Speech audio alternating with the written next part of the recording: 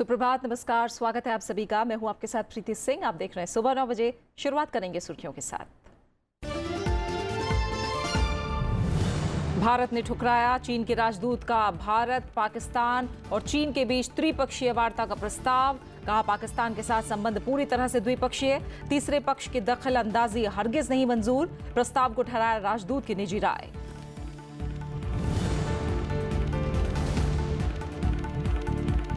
सार्वजनिक क्षेत्र के 13 बैंकों के प्रमुखों से मिलेंगे वित्त मंत्री पीयूष गोयल। लगातार बढ़ते एनपीए और रिकवरी के उपायों पर होगी चर्चा। बीते वित्त वर्ष की चौथी तिमाही के नतीजों के बाद पहली बैठक। ज्यादातर बैंकों ने दर्ज कराया घाटा।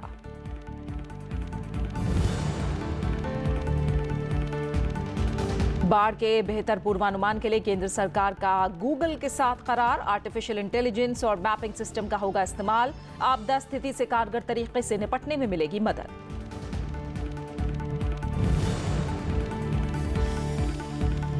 अमेरिका चीन के बीच व्यापार युद्ध जारी। डोनाल्ड ट्रंप ने दी चीन के सामान पर $200 बिलियन का अतिरिक्त शुल्क लगाने की धमकी।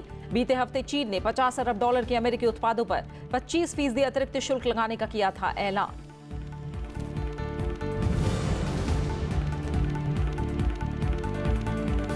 और फीफा विश्व कप में 5वें दिन इंग्लैंड ने ट्यूनीशिया को 2-1 से दी मात। कप्तान ग्रांट क्रिस ने स्वीडन को दिलाई दक्षिण कोरिया पर जीत। बेल्जियम के 3 गोल के खिलाफ खाता भी नहीं खोल पाया पनामा। आज होंगे 3 मुकाबले। भारत ने चीन के राजदूत के भारत, पाकिस्तान और चीन के बीच त्रिपक्षीय वार्ता के प्रस्ताव का सुझाव ठुकरा दिया है। भारत का कहना है कि पाकिस्तान के साथ उसके संबंध पूरी तरह से द्विपक्षीय हैं और इसमें किसी भी तीसरे देश के हस्तक्षेप करने का सवाल ही पैदा नहीं होता। चीन के राजदूत ने कल भारत और पाकिस्तान के साथ मिलकर त्रिपक्षीय वार्ता की पेशकश की थी।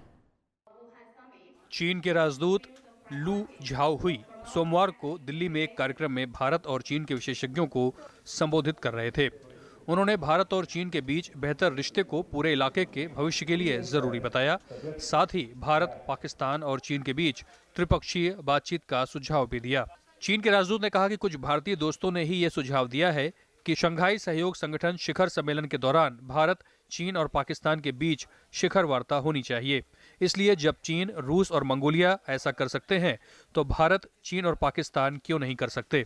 Personally, I think this is a very good, constructive idea, and maybe not now, but in the future, that will be right direction. We should needed to do something to realize this idea.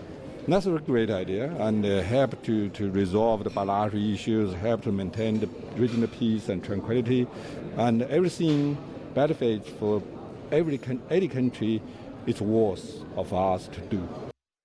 चीन के राजदूत ने Wuhan में प्रधानमंत्री नरेंद्र मोदी और चीन के राष्ट्रपति शी जिनपिंग के बीच अनौपचारिक शिखर सम्मेलन और चिंगदाओ में शिखर सम्मेलन के समय हुई बातचीत की भावना को आगे बढ़ाते हुए डोकलाम जैसी तनातनी को फिर से न होने देने की बात कही। उन्होंने भारत और चीन के बीच संबंधों को पटरी पर लाने के लिए मैत्री और सहयोग संधि, मुक्त व्यापार समझौता, संपर्क और सीमा मामले को हल करने के प्रयास तेज करने का भी सुझाव दिया है।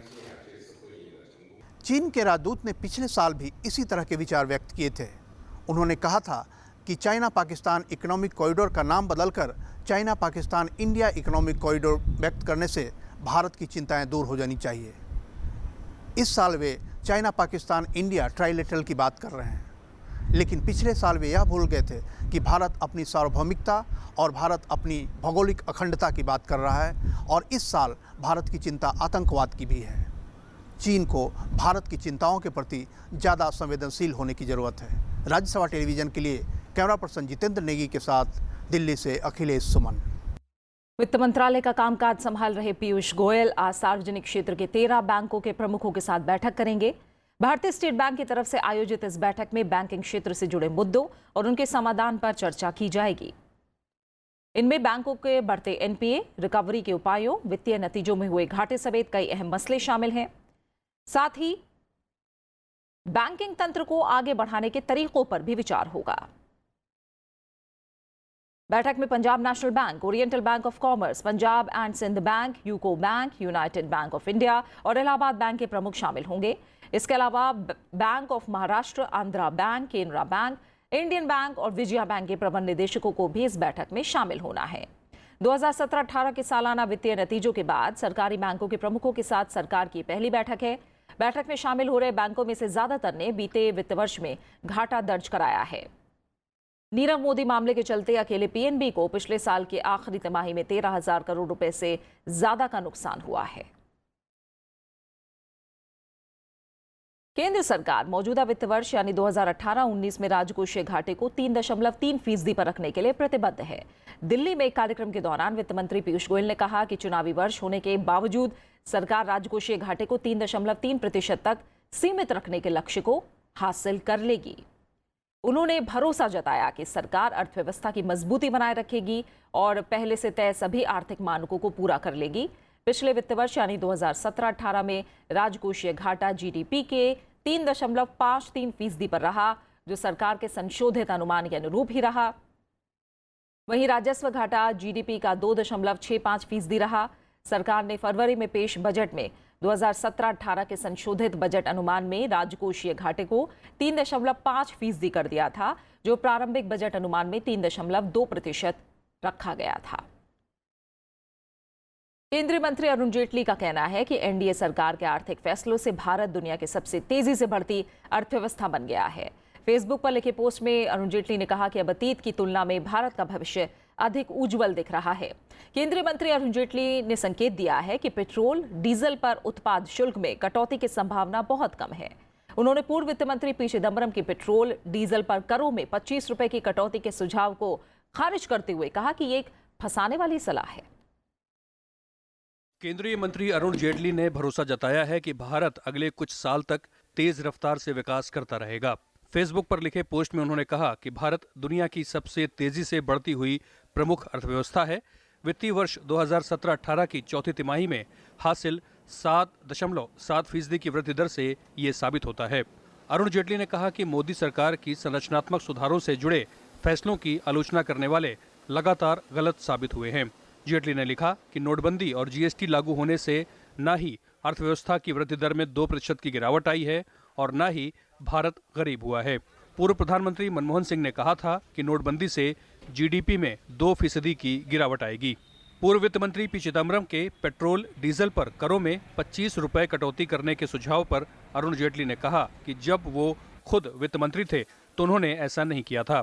उन्होंने चिदम्बरम के उस सुझाव को छलावा बताया है। अरुण जेटली ने कहा कि पूर्व वित्त मंत्री का मकसद भारत को ऐसे कर्ज में फंसाना है जिसका प्रबंधन संभव नहीं है। उन्होंने यूपीए सरकार पर देश को कर्ज की विरासत देने का आरोप लगाया। चिदम्बरम जी की अगर नैतिकता है, वो थोड़ा देश के सामने एक सच बताएं। उन्होंने उनकी यूपीए की पीरियड में ऑयल बॉन्ड के नाम पे कितने कर्जा भारत की अर्थव्यवस्था पे छोड़ के गए, उसकी दूरगामी प्रभाव भारत की अर्थनीति में क्या है। आज हमें उनकी प्रिंसिपल और उसके ऊपर इंटरेस्ट दोनों को भुगतान करना पड़ रहा है। इस पोस्ट में अरुण जेटली ने उन क्षेत्रों का जिक्र किया है जहां बड़े पैमाने पर लोगों के लिए रोजगार के मौके पैदा हो रहे हैं। उन्होंने कहा कि कंस्ट्रक्शन और मैन्युफैक्चरिंग सेक्टर के विकास से इन क्षेत्रों में लोगों को बड़े पैमाने पर रोजगार मिल रहा है। विदेशी निवेश और घरेलू निवेश में इजाफा से भी रोजगार के मौके पैदा हो रहे हैं।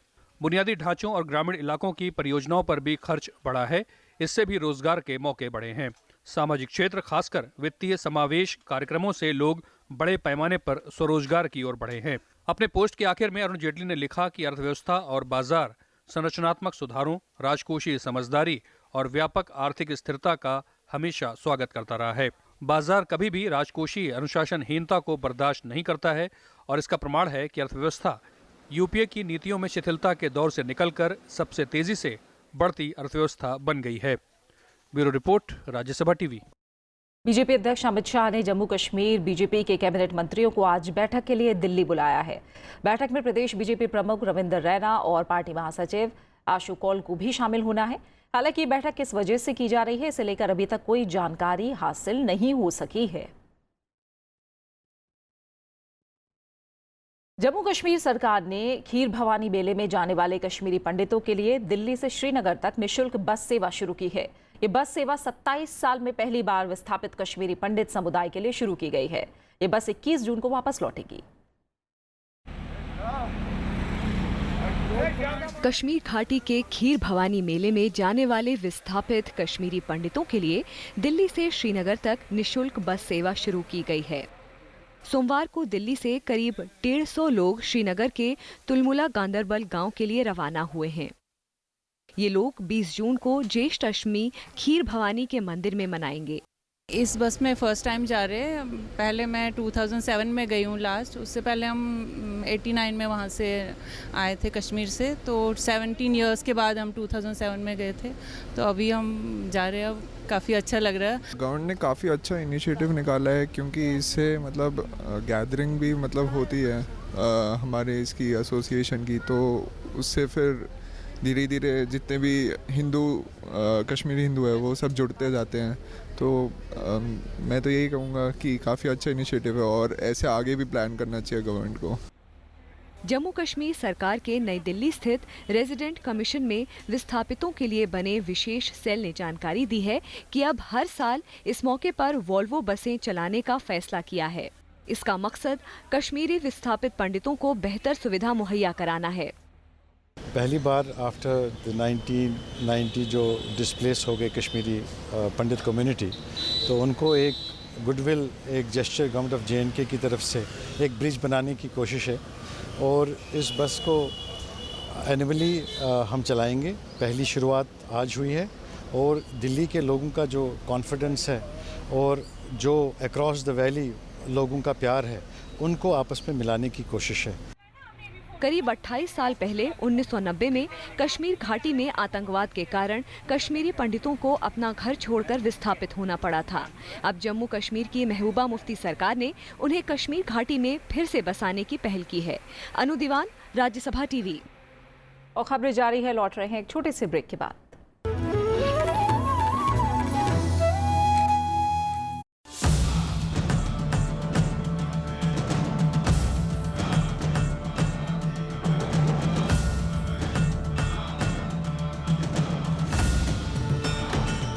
दुर्गराज रायगढ़ में छत्रपति शिवाजी का राज्याभिषेक।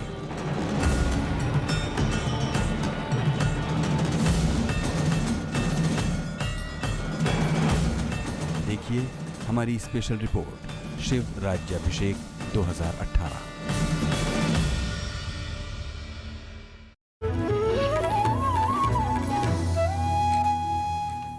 हर साल बाढ़ से होने वाले जानमाल के नुकसान को कम करने के लिए सरकार बाढ़ पूर्वानुमान प्रणाली में बदलाव करने जा रही है। यानी सरकार की कोशिश है कि लोगों को बाढ़ की तबाही से पहले ही इसकी जानकारी दी जा सके।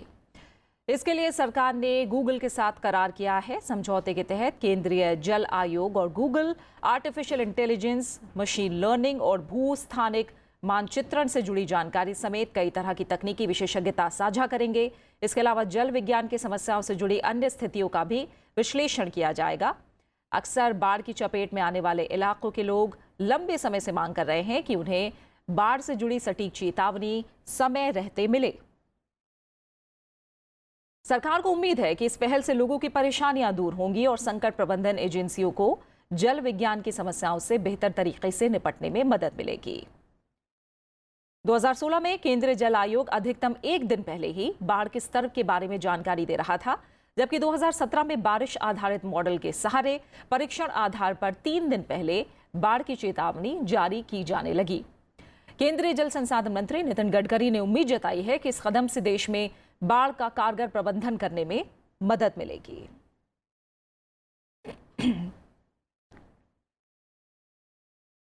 केंद्रीय शिक्षक पात्रता परीक्षा यानी CTET अगले साल से अब पहले की तरह 20 भारतीय भाषाओं में आयोजित की जाएगी। केंद्रीय मानव संसाधन विकास मंत्री प्रकाश जावड़ेकर ने कल इसका ऐलान किया।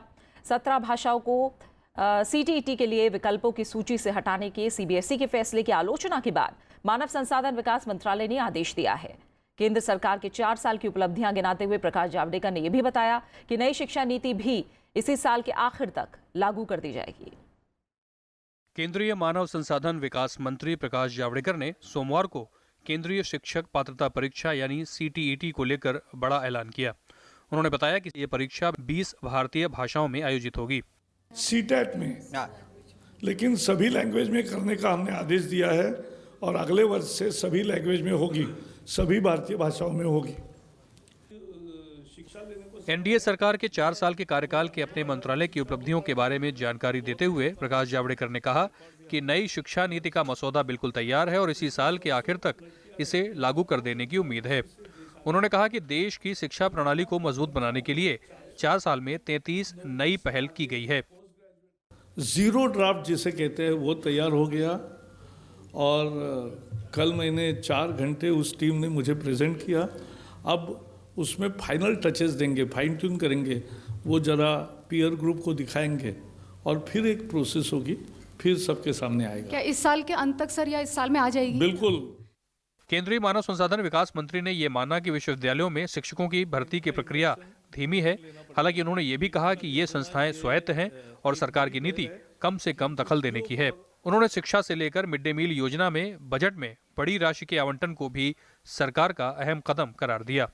पंचानन मिश्रा, राज्यसभा टीवी।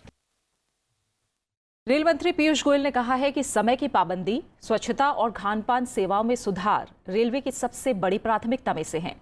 हाल ही में इससे जुड़े कई शिकायतों को देखते हुए रेलवे ने कई कड़े कदम उठाए हैं, जिसका असर आने वाले दिनों में देखने को मिलेगा। पीयूष गोयल ने बताया कि यात्रियों की सुरक्षा को लेकर उठाए गए कदमों के अच्छे परिणाम मिले हैं। लेट लतीफी, खान-पान की शिकायतें और साफ सफाई की बढ़ती शिकायतों को रेल मंत्री पीयूष गोयल ने खास एजेंडे में रखा है। इसको लेकर रेल मंत्री ने कई कदम उठाए हैं। पिछले कुछ महीनों में ज्यादातर ट्रेनों के देरी से चलने को लेकर रेलवे की काफी आलोचना हुई है। इसके अलावा खाने पीने की क्वालिटी और साफ सफाई को भी रेल मंत्री ने गंभीरता से लिया है। मैं भारत की जनता को और आप सबको आश्वस्त करना चाहता हूं कि हमने इसको मिशन मोड में इस काम को लिया है और हम सब अधिकारीगण संयुक्त रूप से एक टीम रेलवे के रूप में प्रतिबद्ध है कि इसमें सुधार लाया जाए। रेल मंत्रालय रेलगाड़ियों की लेट लतीफी को दुरुस्त करने के साथ ही सुरक्षा और संरक्षा पर खास ध्यान दे रहा है। इसी का नतीजा है कि 2017-18 में रेल दुर्घटनाओं में सबसे ज्यादा कमी आई। वहीं स्वच्छता और खाने पीने की गुणवत्ता को लेकर भी खास जोर है। इसके तहत बेस किचन में सीसीटीवी लगेगा। IRCTC के 16 जो किचन हैं, सब में सीसीटीवी कैमरा लगा के हम मॉनिटरिंग करेंगे कि हाइजीन और सफाई कुकिंग में भी अच्छी तरीके से मेंटेन की जाए। आगे चल के इसको पब्लिक डोमेन में भी इस फीड को देंगे, जिससे आप भी हमारे काम के ऊपर नियंत्रण रख सके। यात्री सुविधाओं में गड़बड़ी को देखते हुए रेल मंत्री ने खुद मोर्चा संभाल लिया है। उम्मीद है कि आने वाले दिनों में रेल यात्रियों की दिक्कतें दूर हो जाएंगी। अरविंद कुमार सिंह, राज्यसभा टीवी। केंद्रीय कानून मंत्री रविशंकर प्रसाद ने कहा है कि सुप्रीम कोर्ट के अगले चीफ जस्टिस की नियुक्ति को लेकर सरकार की नीयत पर संदेह करना सही नहीं है। उन्होंने कहा कि इस पर जारी परंपरा का पालन होगा। मौजूदा चीफ जस्टिस की तरफ से जब नाम आएगा, सरकार उस पर विचार करेगी। कानून मंत्रालय के 4 साल के कामकाज की जानकारी देते हुए कल उन्होंने कहा कि केंद्र की एनडीए सरकार के 4 साल के कार्यकाल में रिकॉर्ड संख्या में जजों की नियुक्ति की गई। 31 को कंफर्म किया, टोटल 315 और 247 आपके हमने एडिशनल कंफर्म किया। और हमने सुप्रीम कोर्ट में जब से हम सरकार में आए हैं 17 अपॉइंटमेंट कर चुके हैं। तो ये जो कहा जा रहा है कि जजेस का अपॉइंटमेंट नहीं होता है, ये the numbers speak for itself. 315 high court जजेस अपॉइंटेड, 17 सुप्रीम कोर्ट जजेस अपॉइंटेड, 247 एडिशनल जजेस मेड परमानेंट। एम्स के MBBS पाठ्यक्रमों में दाखिले के लिए परीक्षा परिणाम का ऐलान कर दिया गया है। प्रवेश परीक्षा में पहले 3 स्थानों पर लड़कियों ने बाजी मारी है। इस परीक्षा के लिए कुल 7,617 उम्मीदवारों ने सफलता हासिल की है। इनमें 2,705 छात्राएं और 4,912 छात्र शामिल हैं। ये उम्मीदवार अब काउंसलिंग प्रक्रिया के लिए आवेदन कर सकते हैं। राष्ट्रपति रामनाथ कोविंद यूनान की यात्रा पर हैं। एथेंस के राष्ट्रपति भवन में उनका शानदार स्वागत किया गया। उन्होंने यूनान के राष्ट्रपति प्रोकोपिस पावलोपुलुस के साथ बैठक की। दोनों नेताओं की बैठक में आर्थिक और व्यापारिक सहयोग बढ़ाने और आपसी हितों के मुद्दे पर बातचीत की गई। दोनों नेताओं ने कहा कि भारत और यूनान के बीच ऐतिहासिक संबंध रहे हैं। इस यात्रा से आपसी संबंध और गहरे होंगे।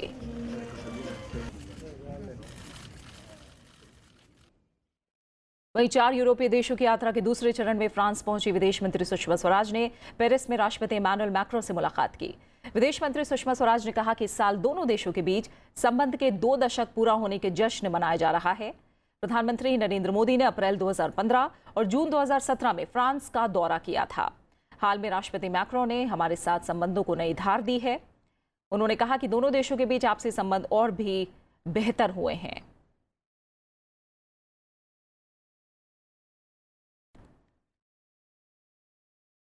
इससे पहले इटली की राजधानी रोम में विदेश मंत्री सुषमा स्वराज ने सोमवार को प्रधानमंत्री से मुलाकात की। बैठक के दौरान दोनों नेताओं के बीच कई क्षेत्रों में तालमेल बढ़ाने और आपसी संबंधों को मजबूत बनाने को लेकर चर्चा हुई। अमेरिकी राष्ट्रपति डोनाल्ड ट्रंप ने चीन के साथ चल रहे व्यापार युद्ध के मद्देनजर बीजिंग के 200 अरब डॉलर के सामान पर 10% आयात शुल्क लगाने की चेतावनी दी है। ट्रंप ने कहा है कि उन्होंने व्यापार सलाहकारों से उन अतिरिक्त चीनी उत्पादों की पहचान करने को कहा है जिन पर नए शुल्क लगाए जा सकें। ट्रंप ने बयान जारी करके कहा कि अगर चीन अपनी गतिविधियों में बदलाव करने से इनकार करेगा तो ये नए शुल्क प्रभावी होंगे। पिछले सप्ताह ट्रंप ने चीनी सामान पर 25% आयात शुल्क लगाने का ऐलान किया था। चीन ने प्रतिक्रिया करते हुए कहा कि वो भी अमेरिका के सामान पर समान शुल्क लगाएगा। और अब बात खेलों की, और सबसे पहले बात फीफा विश्व कप की, जिसमें कल पहला मुकाबला स्वीडन और दक्षिण कोरिया के बीच खेला गया। ग्रुप एफ के इस रोमांचक मुकाबले में स्वीडन ने दक्षिण कोरिया को 1-0 से हरा दिया। हाफ टाइम तक दोनों ही टीमें कोई गोल नहीं कर पाई।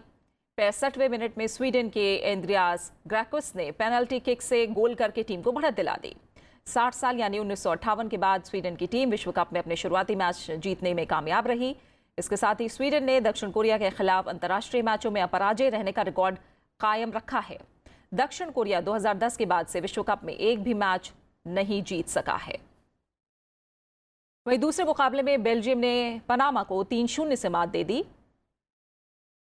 इस मैच में बेल्जियम ने सभी गोल दूसरे हाफ में किए हैं। बेल्जियम के लिए मेर्टेंस ने 47वें मिनट में पहला गोल किया, जबकि लुकाकू ने 69वें और 75वें मिनट में गोल दागकर टीम को 3-0 की बढ़त दिला दी। वहीं तीसरा मैच स्ट्राइकर हैरी केन के गोल की मदद से इंग्लैंड ने ट्यूनीशिया पर 2-1 से जीत दर्ज की। हैरी केन ने कॉर्नर किक पर शानदार हेडर लगाते हुए इंग्लैंड को चमत्कारिक जीत दिलाई है। हालांकि ट्यूनीशिया ने इस मुकाबले में इंग्लैंड को कड़ी टक्कर दी। उसके डिफेंडरों ने जहां इंग्लिश स्ट्राइकरों को बांधे रखा, वहीं फॉरवर्ड पंक्ति ने लगातार मौके बनाए, हालांकि उन्हें अंजाम तक नहीं ले जा सके। बात आज के मुकाबलों की करें तो 3 अहम मुकाबले आज खेले जाने हैं। पहला मुकाबला ग्रुप एच में कोलंबिया का जापान के साथ शाम 5:30 बजे होगा।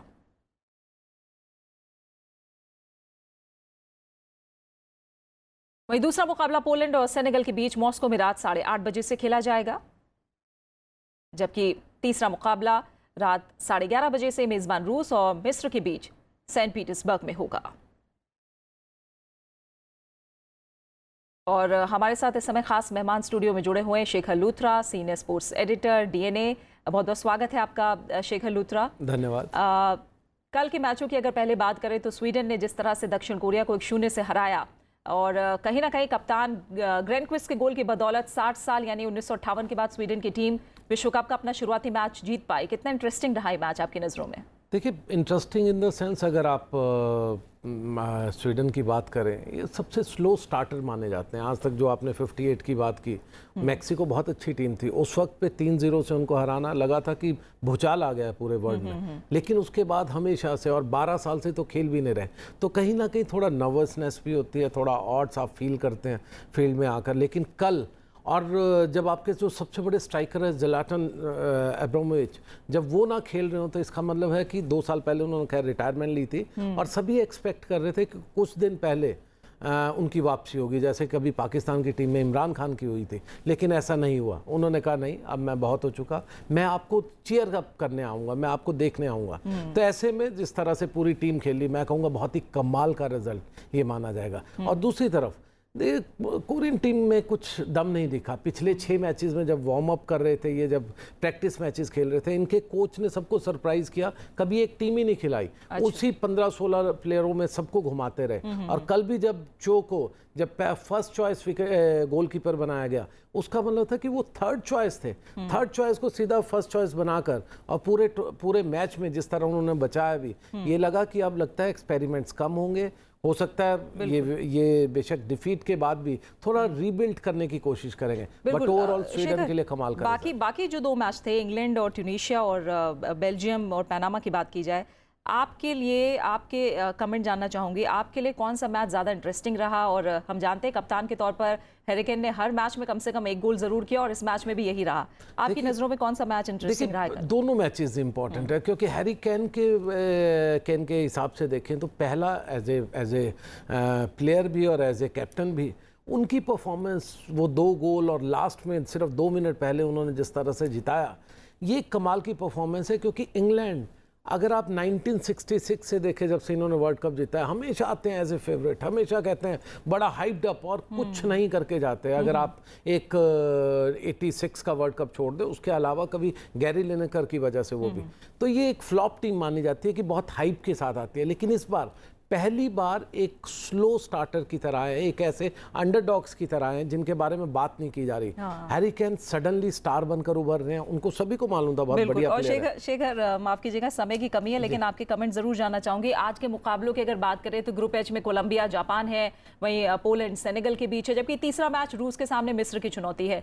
रूस ने बड़े अंतर से पहला मैच जीता है, तो कितने इरादे बुलंद होंगे और मिस्र को का प्रदर्शन जो है साले की फिटनेस पर कितना निर्भर करेगा? देखिए, साला को पहला मैच ना खिलाना मेरे लिए बहुत सरप्राइजिंग था, खासकर जबकि वो इंजरी से उभर आए हों। हो सकता है टेक्टिकली वो पहला मैच उन्हें मालूम तो बहुत टफ है, तो दूसरे मैच के लिए उनको तैयार रखा गया। और अगर आज उन्होंने कुछ नहीं किया, वो टूर्नामेंट से बाहर हो जाएंगे। और ये टीम बड़ी सशक्त टीम है, सलाह ही नहीं, ओवरऑल अगर आप मिडफील्ड और डिफेंस देखें बहुत अच्छा है। लेकिन मेरे लिए सबसे इंपॉर्टेंट मैच होगा जापान का। अगर जापान आज कुछ ना कर पाया तो इसका मतलब एशियन चुनौती आपकी दिख रही है, बिल्कुल फिसड्डी होने वाले हैं। जापान को टेक्निकली ढंग से मुझे लगता है कोलंबिया के साथ खेलना पड़ेगा। नॉट एरियल फुटबॉल, हाइट में वो लोग कम है, लेकिन अगर ग्राउंड फुटबॉल, अच्छी टैकलिंग और अच्छा प्रदर्शन दिखाएं तो मुझे लगता है जापान पर मेरी नज़र खासकर रहेगी। अगर नहीं किया तो हमारी एशियन चुनौती खत्म हो सकती है। बिल्कुल, और आपके साथ हमारी भी नजरें खास तौर से जापान और कोलंबिया के मैच पर रहेंगी। देखना होगा एशियन चुनौती किस तरह से फीफा वर्ल्ड कप में आगे बढ़ती है। फिलहाल बहुत बहुत शुक्रिया आपका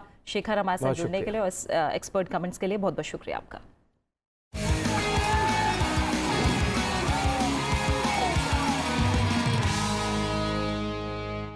और आइए अब आखिर में नजर डालते हैं हेडलाइंस पर। भारत ने ठुकराया चीन के राजदूत का भारत, पाकिस्तान और चीन के बीच त्रिपक्षीय वार्ता का प्रस्ताव। कहा पाकिस्तान के साथ संबंध पूरी तरह से द्विपक्षीय, तीसरे पक्ष की दखलंदाजी हरगिज नहीं मंजूर। प्रस्ताव को ठहराया राजदूत की निजी राय। सार्वजनिक क्षेत्र के 13 बैंकों के प्रमुखों से मिलेंगे वित्त मंत्री पीयूष गोयल। लगातार बढ़ते एनपीए और रिकवरी के उपायों पर होगी चर्चा। बीते वित्त वर्ष की चौथी तिमाही के नतीजों के बाद पहली बैठक, ज्यादातर बैंकों ने दर्ज कराया घाटा।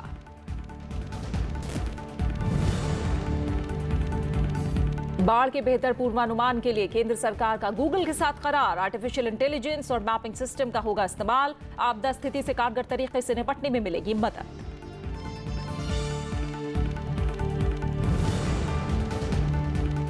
अमेरिका चीन के बीच व्यापार युद्ध जारी। डोनाल्ड ट्रंप ने दी चीन के सामान पर $200 बिलियन का अतिरिक्त शुल्क लगाने की धमकी। बीते हफ्ते चीन ने $50 अरब के अमेरिकी उत्पादों पर 25% अतिरिक्त शुल्क लगाने का किया था ऐलान।